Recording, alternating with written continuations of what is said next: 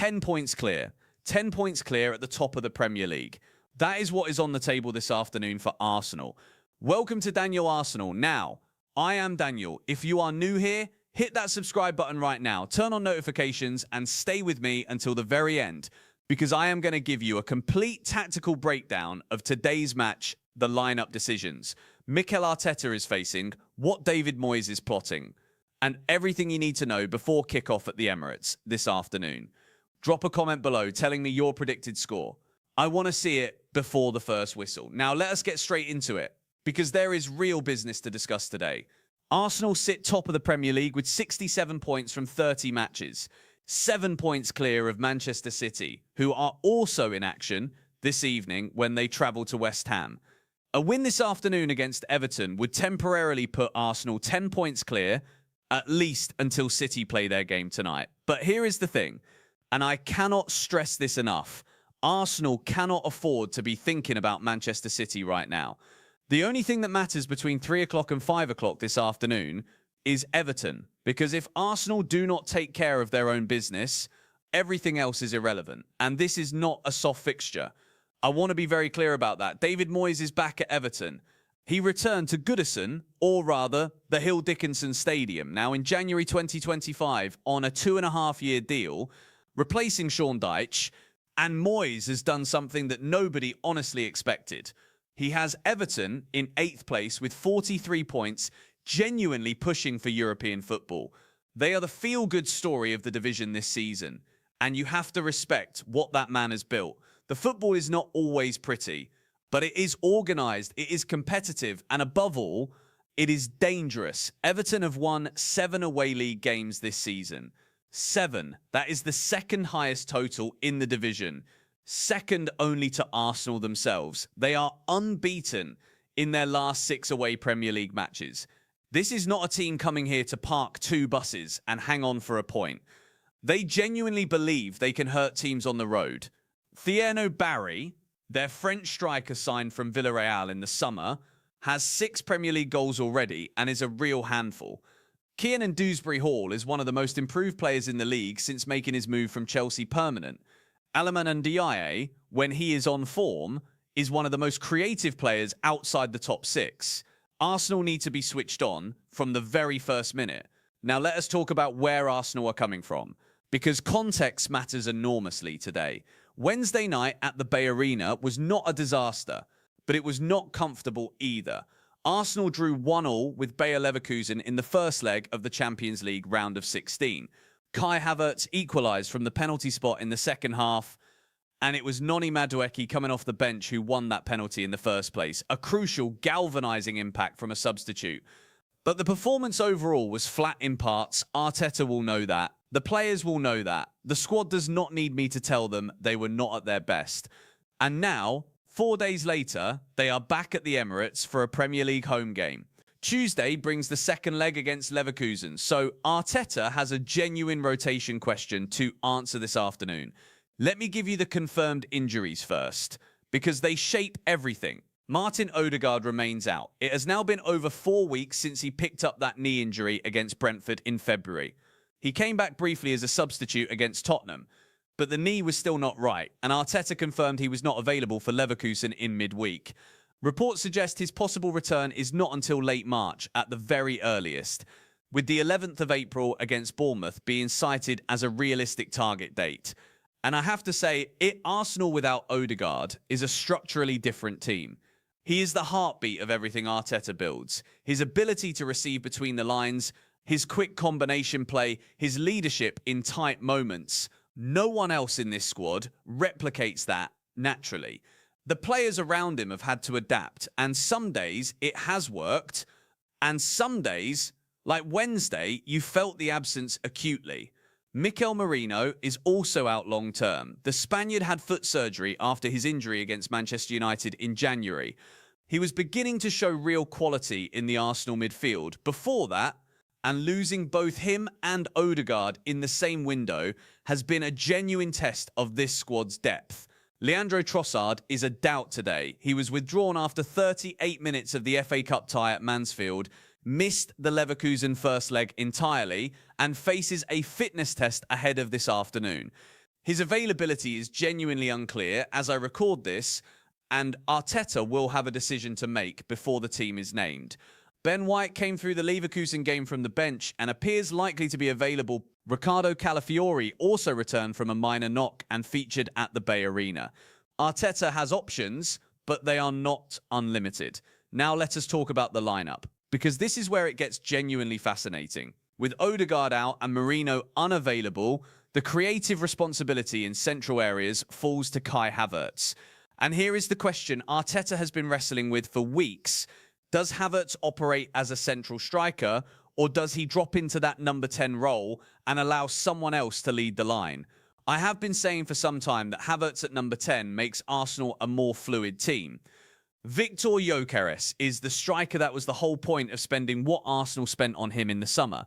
He needs service, he needs runners around him, and he needs someone pulling the strings behind him. Havertz, when given freedom in that second position, is one of the best in the Premier League at making late runs into the box, playing quick combinations in tight areas, and linking play seamlessly between midfield and attack. His goal on Wednesday was a reminder of his composure and his quality in decisive moments. Declan Rice and Martin Zubimendi are the defensive midfield pairing, and they will need to be at their very best today. Everton will look to get Dewsbury Hall and Guay on the ball quickly in central areas to spring their forward players. Rice and Zubimendi must control the tempo, win second balls, and protect the back four. In defence, I expect William Saliba and Gabriel Magalhaes to start in the centre. Both are fit, both are in excellent form, and Gabriel in particular has been exceptional this season. His leadership, his reading of the game, his ability to drive out from the back, he is genuinely one of the best centre-backs in world football right now. And I do not think that is hyperbole. Jurriën Timber on the right side of defence is nailed on. His defensive intensity and his ability to get forward and combine with the wide players makes him indispensable. On the left, Ricardo Calafiori gives Arsenal something different. He is a progressive, technically assured defender who can carry the ball, play through lines, and create overloads. Arteta has the option of Piero Hincapié as well. And with the Leverkusen second leg on Tuesday, there is an argument for managing Calafiori's minutes. But I think Calafiori starts today. In attack, the biggest talking point is who plays out wide. Bukayo Saka has been Arsenal's most important creative player all season. His numbers are extraordinary, but his form in recent weeks has been inconsistent by his own extraordinary standards. And there is a genuine conversation to be had about whether he needs a rest ahead of Tuesday. Noni Madueke's impact from the bench on Wednesday was electric. He was direct, he was aggressive, he won the decisive penalty. Does he deserve a start today? I believe he does. Not to permanently displace Saka, but to give him some freshness for the second leg. Eberechi Eze adds something else entirely. His ability to cut inside from the left, his dribbling, his creativity in the final third. He can be unplayable on his day.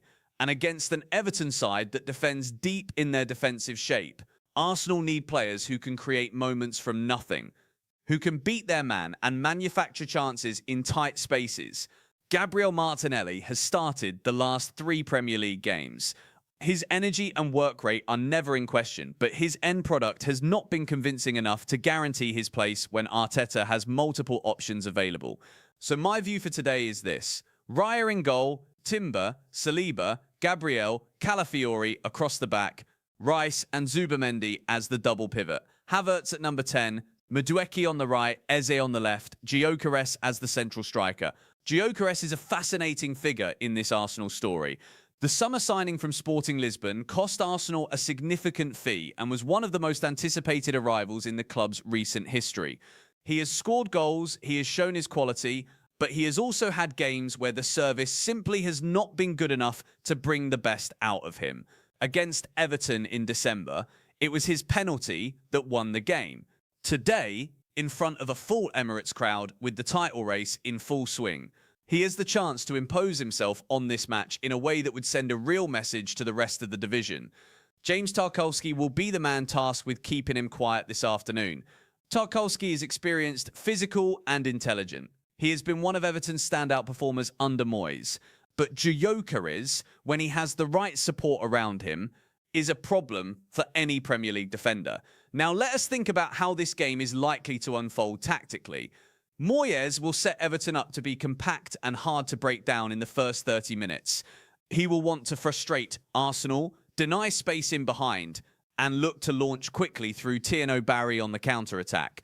Dewsbury Hall will sit just behind the striker line and try to exploit any gaps in Arsenal's midfield press.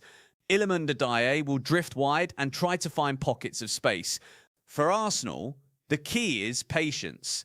They cannot afford to rush this. When they are at their best, they use the width of the pitch to stretch the opposition, recycle possession quickly, and then exploit the half spaces that open up. With Havertz and Eze working in between the lines, those half spaces should be available against Everton's shape. The danger moment for Arsenal will be the transition. If Everton win the ball in midfield and release Barry quickly in behind, they can cause problems. Arsenal's high defensive line, which is central to Arteta's system, will be tested by Barry's movement and pace. Rice and Zubimendi must prevent Everton from getting clean turnovers in dangerous areas. David Raya has been outstanding this season. His distribution, his command of his area, his shot stopping. He is genuinely one of the top 3 goalkeepers in the Premier League right now. Jordan Pickford, on the other end, is one of the best in England's footballing history at this point. This will be a proper battle between 2 excellent goalkeepers, and I think it will matter at some stage today. Let me talk about the bigger picture for a moment, because today is not just 3 points. Today is a statement. Arsenal have come so close to the Premier League title for the last 3 years, runners-up 3 times in a row. This club, this fan base, this manager, we have been building towards something. And right now, in March 2026, Arsenal are top of the table, 7 points clear, with 8 games remaining. If you include today, that is a position of real strength. But nothing is done, nothing is confirmed, and everything can unravel if focus drops for even one game. I remember 2022 to 23. I remember 2023 to 24. Those seasons still sting because we had the tools, we had the momentum, and in key moments, the consistency was not there. This season feels different. The squad is deeper. The recruitment has been better. Gyökeres gives us a genuine elite striker for the first time in the Arteta era. Zubimendi gives us a natural defensive midfielder with technical excellence that we have never truly had before. Madueke and Eze give us genuine width and creativity on both sides. The spine of this team, Raya, Saliba, Gabriel, Rice, is as strong as anything in Europe right now. But none of that matters if Arsenal do not perform this afternoon. Everton will not make it easy. Moyes has won just one of his 20 Premier League away matches against Arsenal, and that was a long time ago. The statistics are against him, but statistics do not play football. Performances do. And Everton are a team in form, with purpose, with a manager who will have his side ready. Arsenal's home form has been exceptional. They have lost just one Premier League home match this season, that defeat to Manchester United back in January.